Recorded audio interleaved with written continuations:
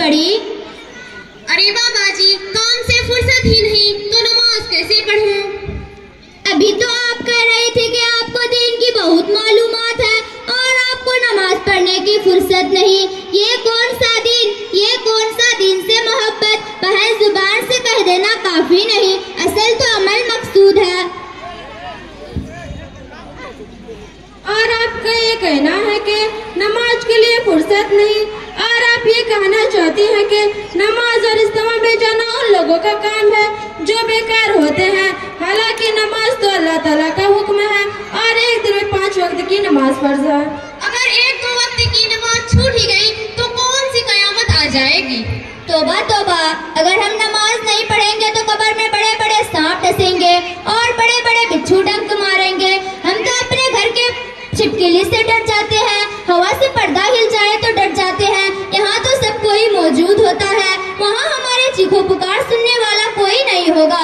उस घर यानी कब्र के बारे में आपने सोचा भी है कभी, वहाँ क्या होगा? अरे बाजी, ऐसी बातें ना करो, डर लगता है। नमाज तो पढ़नी ही चाहिए। देखो ना, नमाज पढ़ने में कितना मजा आता है। आप जानती हैं कि नमाज क्या है?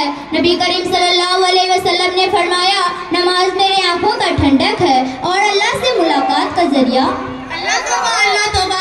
बाजी ये तो बताएं, वैसे तो दुनिया में बहुत सारे इंसान हैं जो नमाज नहीं पढ़ते, रोजा नहीं रखते, ज़कात अदा नहीं करते, तो क्या उन्हें भी सांप और बिच्छू डसेंगे? जी बहन, नबी करीम सल्लल्लाहु अलैहि वसल्लम के फरमान के मुताबिक ये सजा उन सबों को मिलेगी और इससे बड़े बड़े अज़ाब तो जहन्नम में मिलेगी। इसलिए बाकी वक्त रहते ही तौबा कर ले। तौबा। जी बाजी, मैं तौबा करती हूँ। अब वक्त निकाल कर नमाज की पाबंदी करूँगी। बहन, आप फिर से वक्त निकालने की बातें कर रही हैं। नमाज पढ़ने में थोड़ी ना तो 4 घंटे लगते हैं, हम तो मेकअप करने में 2 घंटे लगा देते हैं, मोबाइल चलाने में कई घंटे लगा देते हैं। घर में कोई मेहमान आ जाए तो यूं ही तो 4 घंटे निकल जाते हैं, मालूम ही नहीं पड़ता। जिस अल्लाह ने हमको पैदा किए, अकल अता किए, देखने के लिए तो आँख दिए, सुनने के लिए तो कान दिए, बोलने के लिए जुबान दिए, चलने के लिए तो पैर दिए, खाने के लिए तो हाथ दिए और भी बहुत सारे बेशुमार नियामतें अता किए हैं, क्या हम उसके शुक्रगुजारी के लिए 10-15 मिनट भी नहीं निकाल सकते? जी बाजी, आपने तो बिल्कुल ठीक कहा। बेशक हमारा बहुत सारा वक्त मेकअप करने, मोबाइल पर सहेलियों से फुजूल बातें करने और फुजूल कामों में लग जाता है। बाजी हमें नमाज के बारे में कुछ और भी बताएं ताकि हम सब भी नमाज की पाबंद बन जाएं।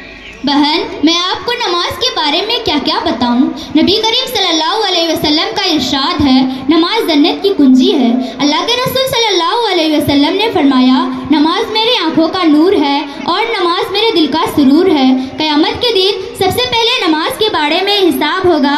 अगर हमारी नमाज खराब निकले तो हमारे सारे अमाल भी खराब निकलेंगे। नमाजी के लिए क़यामत के दिन बचने का जरिया है।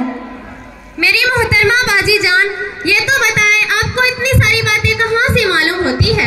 बहन, बहुत सीधी सी बात है, इल्म तो इल्म के जगह से ही मिलता है और हम रोज जामिया इस्लामिया पढ़ने जाते हैं और वक्त निकाल कर मोहल्ले की इज्तिमा में भी जाया करती हूँ। वहाँ पर सब बातें ताज़ा होती रहती है और अमल पर इल्म की फ़क्र भी पैदा होती रहती है। इंसान जिस माहौल में रहता है, इंसान के ऊपर उसका असर पड़ता रहता है।